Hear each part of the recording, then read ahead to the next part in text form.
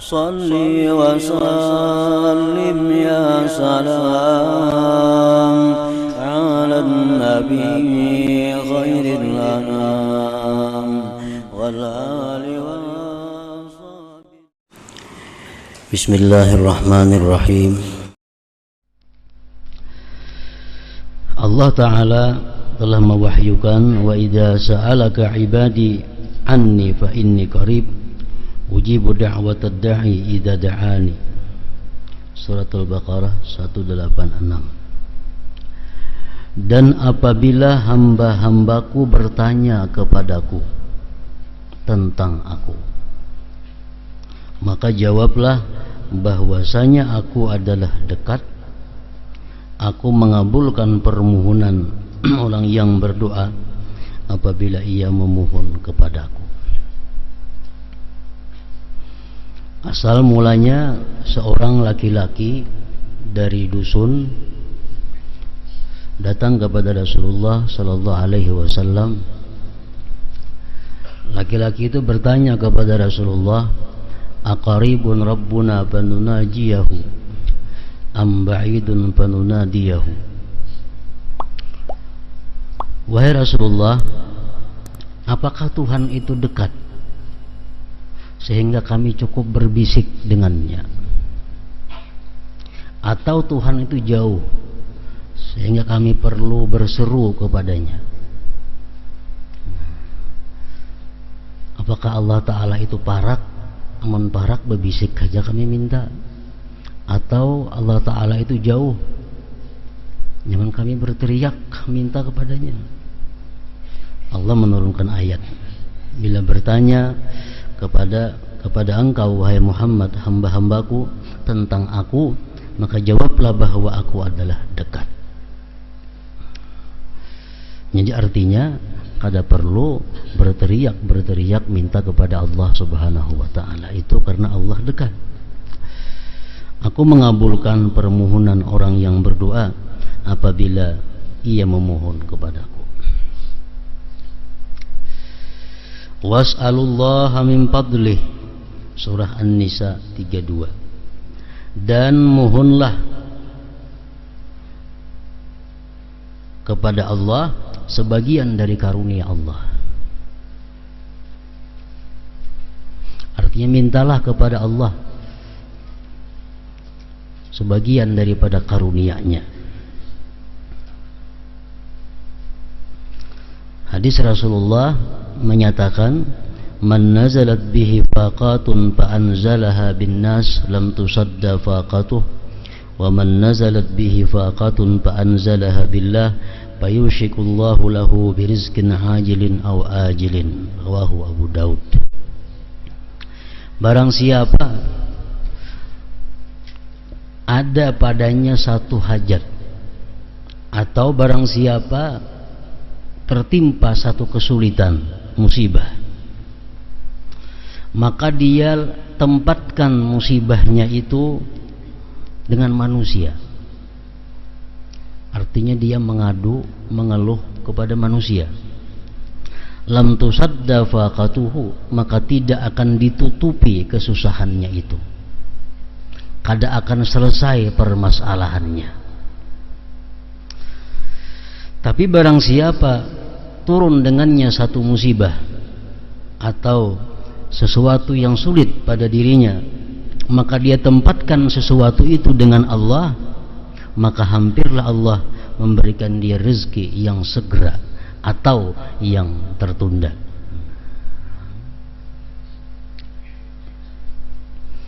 Jadi artinya setiap kali kita mendapat satu kesulitan hidup atau kesulitan apapun, kita mengadukan, kita melapor, kita meminta sesuatu penyelesaiannya kepada Allah Subhanahu wa Ta'ala, maka Allah pasti akan menyelesaikan masalah itu. Allah pasti akan menutupi kekurangan itu, baik segera ataupun tertunda. Pokoknya Allah pasti menyelesaikan.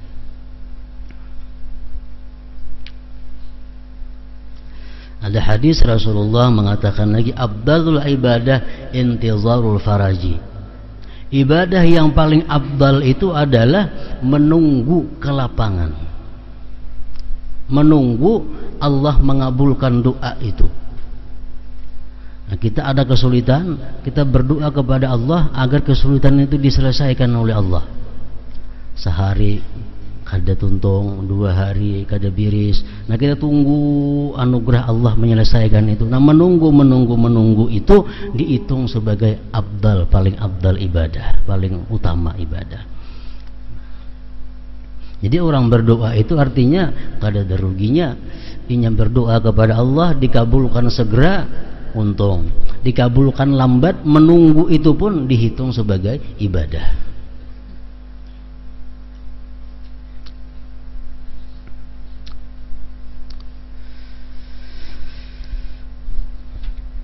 Allah Azza wa Jalla mewahyukan, ud'uni astajib lakum, berdoalah kepadaku, niscaya aku kabulkan untukmu.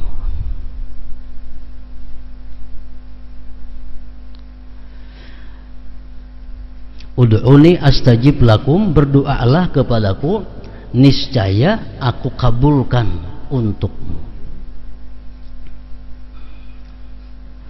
Nah, sesuatu doa itu bisa dikatakan doa kalau mencakup syarat-syarat doa. Nah, sesuatu kada bisa dikatakan doa kalau kurang syaratnya. Sama halnya orang sembahyang kada baudu, kada kau dikatakan sembahyang. Orang sembahyang tapi kada menutup aurat, kada kau dikatakan sembahyang, walaupun perilakunya perilaku sembahyang. Nah, sama halnya orang yang berdoa tapi kada memenuhi syarat-syarat doa, maka doanya sudah tentu ditolak oleh Allah Subhanahu wa taala tanpa pertimbangan apapun. Dalam istilah fikih disebut idzan tapasyartu intafal masyrut. Bila syarat itu kada didapat, maka nang disyarat pun kada akan didapat. Doa bisa disebut doa kalau itu mencakupi seluruh syarat-syarat doa. Kita minta kepada Allah sesuatu, apakah permintaan kita itu bisa disebut doa atau kada? Bila sesuai syarat-syaratnya, nah hanya bisa dikatakan doa. Kalau doa kita ini bujur-bujur berdoa lawan Allah, Allah menjamin astajib lakum, niscaya aku kabulkan untukmu.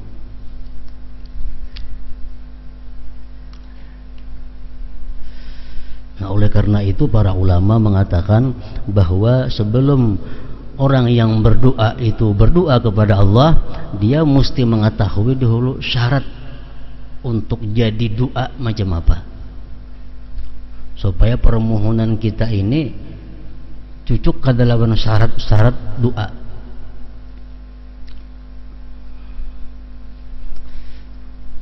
Di dalam syarah Adzkar disebutkan syarat doa itu yang pertama, an la yas'ala mumtani'an aqla,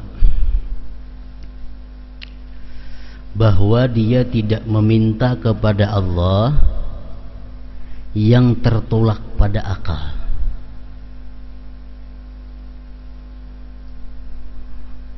Dia tidak minta kepada Allah sesuatu yang tertegah pada akal. Dia tidak meminta kepada Allah yang kada masuk akal.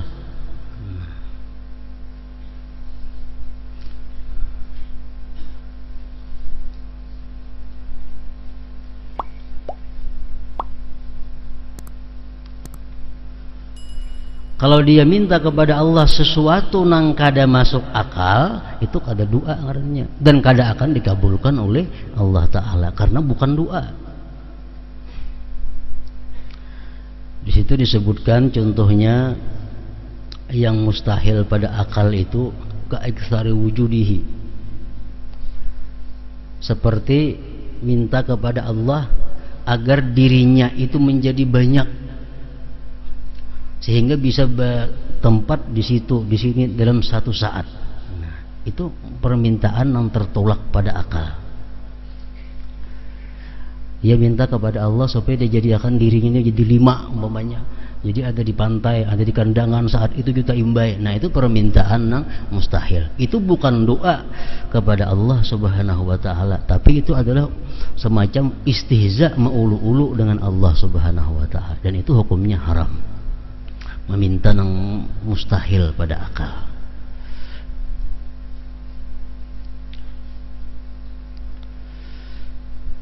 Dan beberapa contoh lain lagi yang mustahil pada akal itu. Syarat yang kedua, alla yas'ala mumtani'an tab'a. Dia tidak minta kepada Allah sesuatu yang tertegah pada tabiat. Jadi yang dimintanya ini memang cocok sesuai lawan adat. Alla yas'ala mumtani'an adatan mintu bacaannya. Dia tidak minta kepada Allah yang tertolak pada adat. Contohnya kal masyi fil hawa, seperti dia minta kepada Allah agar diberi kemampuan berjalan di udara. Minta kepada Allah supaya bisa berjalan di banyu kada tinggalam. Nah, itu permintaan yang kada sesuai dengan adat. Nah, permintaan seperti itu kepada Allah bukan doa ngarannya, karena kada termasuk di dalam syaratnya doa. Illa liwaliyin, kecuali orang wali. Nah, itu boleh dia minta sesuatu yang tidak sesuai pada adat istiadat. Wa alla yas'ala mumtani'an syar'a. Yang ketiga, dia tidak minta sesuatu yang terlarang pada syara'.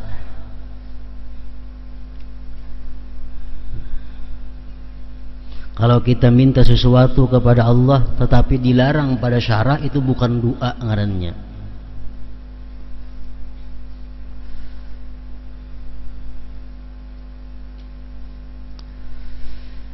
Seperti mendoakan ampunan, mendoakan rahmah untuk orang kafir. Nah, ini terlarang. Itu bukan doa, bahkan diharamkan kita minta kepada Allah supaya orang kafir dapat rahmat, dapat maghfirah. Itu bukan doa. Contohnya lagi, wa takhlidul mu'min finnar, seperti minta bahwa orang mukmin itu dikekalkan dalam api neraka. Nah, ini minta sesuatu yang dilarang. Wa ka'ayyarallaha jahratan, seperti dia minta kepada Allah ingin melihat dalam dunia ini dengan mata kepalanya sendiri. Ya Allah, aku minta kepada Engkau agar Engkau bisa memperlihatkan dirimu kepadaku. Nah, itu permintaan yang terlarang pada syara'. Wa du'a ala ghairi zalim, mendoakan jahat, mendoakan celaka kepada orang yang tidak zalim. Orang yang baik-baik didoakan celaka. Orang yang baik-baik didoakan bangkrut. Orang yang baik-baik didoakan sesat. Nah, ini bukan doa, bahkan itu dosa. Wa du'a ala ma'siyatin, dan mendoakan atas satu kemaksiatan agar bisa berjalan lancar, maksiat itu berjalan mulus, minta doa. Nah, ini kada sesuai pada syarat. Jadi nang kita minta kepada Allah itu mesti nang sesuai pada syarat. Jadi syarat-syarat doa itu mesti diketahui oleh orang nang hendak berdoa kepada Allah Subhanahu wa taala. Nang kita minta ni cucuk kada dahulu lawan hukum Allah, cucuk kada lawan akal, cucuk kada lawan adat istiadat. Bila cucuk, nah hanyar diminta kepada Allah Subhanahu wa taala.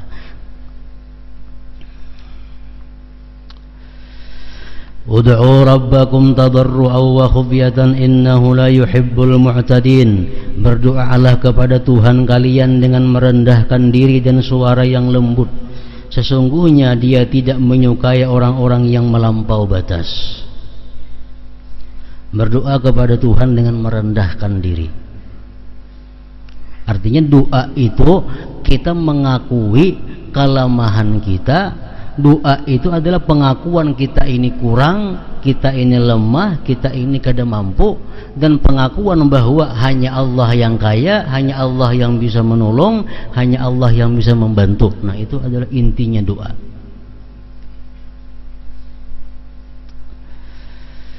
Wa khufyah, dan suara yang lembut.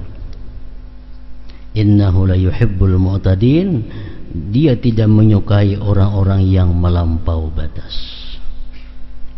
Sampai wahyunya wad'uhu khawfan wa tama'a inna rahmatallahi qaribun minal muhsinin. Dan berdoalah kepadanya dengan rasa takut dan harap, sesungguhnya rahmat Allah sangat dekat dengan orang-orang yang berbuat baik. Orang yang berdoa kepada Allah dalam hatinya ada takut. Takutnya apa? Kalau doa yang kita sampaikan kepada Allah ini kurang syaratnya, kurang adabnya. Jadi ada takut kalau doa ini ditolak oleh Allah Subhanahu wa taala. Tapi watamaan, dan ada juga rasa harapnya. Orang yang berdoa ini perlu juga ada harapan bahwa doanya ini dikabulkan oleh Allah Subhanahu wa taala. Allah juga mewahyukan fad'uhu mukhlishina lahuddin, maka sembahlah dia dengan mengikhlaskan ibadah kepadanya. Artinya apa? Bahwa doa itu mesti ikhlas. Doa itu mesti didorong karena perintah Allah Subhanahu wa taala. Kenapa aku berdoa ini? Karena aku diperintah Allah. Rasulullah sallallahu alaihi wasallam bersabda, ad-du'a'u silahul mu'min wa imaduddin wa nurus samawati wal ard. Doa adalah senjata orang mukmin, tiang agama dan cahaya langit dan bumi. Ad-du'a'u mukhul ibadah. Doa adalah utaknya atau intinya ibadah. Laisa syai'un akramu 'ala Allah minad du'a. Tidak ada sesuatu yang lebih mulia bagi Allah daripada doa seorang hamba. Hadis riwayat Tirmidzi. La yaruddul qadha'a illa ad-du'a. Tidak ada yang dapat menolak qadha, tidak ada yang dapat menolak takdir kecuali doa. Kenapa? Karena doa itu bagian dari takdir juga. Jadi hanya kau menolak takdir adalah takdir Allah pula. Hadis riwayat Tirmidzi dan Hakim. Ad-du'a'u yanfa'u mimma nazala wa mimma lam yanzil fa'alaikum bid-du'a. Doa itu bermanfaat untuk apa saja, yang telah maupun yang belum diturunkan, maka berdoalah. Bala belum turun, kita disuruh berdoa. Bala sudah turun pun tetap disuruh berdoa. Inna Allah ta'ala yaqul ana inda zanni abdi bi wa ana ma'ahu haitsu da'ani. Sesungguhnya Allah ta'ala berfirman, aku sesuai dengan sangkaan hambaku kepadaku. Kalau kita husnuzan bahwa Allah itu mengabulkan doa, Allah mengabulkan doa. Tapi kalau hati kita sudah berprasangka bahwa Allah kadang mengabulkan doa, dasar kada kabul doa itu. Dan aku bersamanya ketika ia berdoa kepadaku. Hadis riwayat Bukhari dan Muslim. La ta'jizu 'anid du'a fa innahu lam yahlik ma'ad du'a ahadun. Jangan merasa lemah untuk berdoa. Sebab orang yang berdoa tidak akan binasa, tidak akan celaka. Hadis riwayat Ibnu Hibban. Man futiha lahu minkum babud du'a futihat lahu abwabur rahmah. Barang siapa di antara kalian telah dibukakan pintu doa, maka dia telah dibukakan pintu rahmah, pintu ijabah artinya. Hadis riwayat Tirmidzi. Innallaha yuhibbu ayyus'al, bahwasanya Allah, sesungguhnya Allah senang jika diminta. Hadis riwayat Tirmidzi. Ma min muslimin yad'u bi da'watin laisa fiha ismun wala qati'atu rahimin illa a'tahu Allahu biha ihda thalathin. Imma an yu'ajjila lahu da'watahu wa imma an yu'akhkhira lahu fil akhirah wa imma an yasrifa anhu minas su' mislaha. Tidak ada seorang muslim pun yang berdoa dengan suatu doa yang tidak mengandung dosa. Namun doanya mengandung dosa, itu jelas sudah tidak akan dikabulkan Allah. Kita berdoa lawan Tuhan, ya Allah, berikanlah aku rezeki yang luas. Kalau dalam ilmu Allah, orang ini kalau diberi rezeki luas dia bisa maksiat, Allah tidak akan mengabulkan doa itu.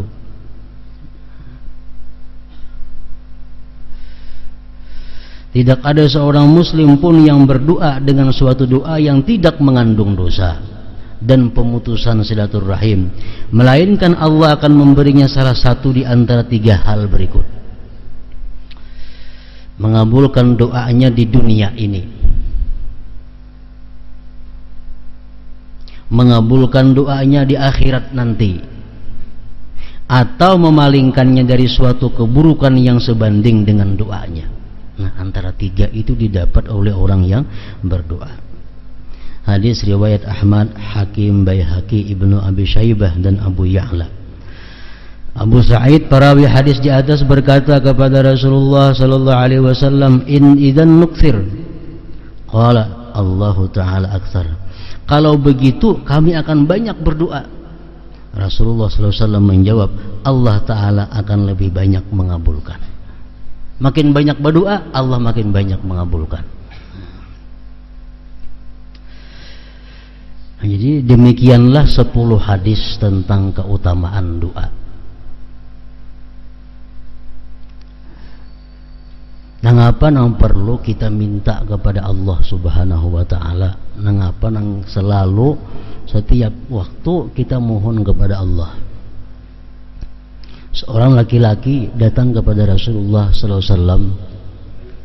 Laki-laki itu bertanya, "Ya Rasulullah, ayyud du'a afdal?" Doa apa yang paling afdal? Doa apa yang paling afdal? Nangapa nang paling baik di doa kepada Allah itu?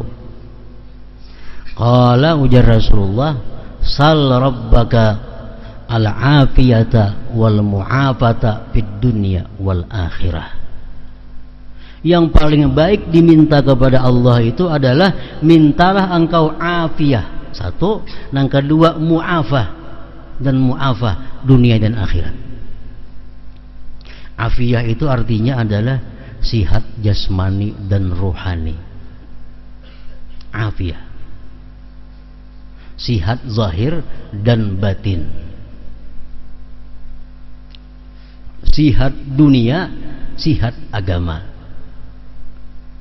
Terhindar daripada penyakit zahir, terhindar daripada penyakit batin. Itu afiyah. Yang paling baik diminta oleh Rasulullah pertama adalah afiyah. Zahir kita sihat, batin sihat. Agama kita baik, dunia kita baik. Itu afiyah. Yang kedua, Nabi wal mu'afat. Mu'afat ini artinya engkau kada disakiti orang, engkau kada disakiti orang, dan engkau kada menyakiti orang. Itu paling baik sudah. Sihat rohani jasmani, sihat lahir batin, sihat agama dunia, sihat agama sihat dunia. Seorang kadang mengganggu orang, orang kadang mengganggu seorang. Nah, makanya ada doa, Allahumma inni as'aluka al-afwa wal afiyah wal mu'afata ad-daimah fid din wad dunya wal akhirah. Allahumma inni as'aluka al-afwa wal afiyah. Ya Allah, aku minta maaf dan minta afiyah. Kata-kata yang ringkas lapasnya, tapi maknanya sangat baik, sangat luas. Minta kepada engkau maaf dan afiat. Wal mu'afat, dan minta kepada engkau mu'afat ad-daimah, mu'afah yang selalu dunia dan akhirat. Artinya baik di dunia maupun di akhirat seorang kada diganggu orang dan kada mengganggu orang. Paling nyaman doa sudah. Allahumma inni as'aluka al-afwa wal afiyah wal mu'afata ad-daimah fid dini wad dunya wal akhirah. Nah, itu doa yang paling baik ujar Rasulullah sallallahu alaihi wasallam. Nah, kalau itu minta kita kepada Allah, mintanya itu kita minta itu mencakup syarat doa. Itu kada bertentangan dengan akal, kada bertentangan dengan adat, kada bertentangan dengan syariat. Kalau kita minta kepada Allah afiyah dan mu'afah daimah tadi. Ada lagi seorang laki-laki datang kepada Rasulullah sallallahu alaihi wasallam. Ujar laki-laki itu, kaifa aqulu hina as'alu rabbi? Wahai Rasulullah, apa yang aku kata kalau aku minta kepada Allah? Kalau aku minta kepada Allah, apa yang aku minta? Qala, berkata Rasulullah SAW, Nabi, kul, kata pertama, Allahumma gfirli, ya Allah ampuni aku, warhamni, sayangi aku, wa'afini, nah apiatkan aku, ya tadi apiat tadi, warzukni, dan beri aku rizki. Nah itu ya Nabi sudah menghimpunkan bagi engkau dunia dan akhirat.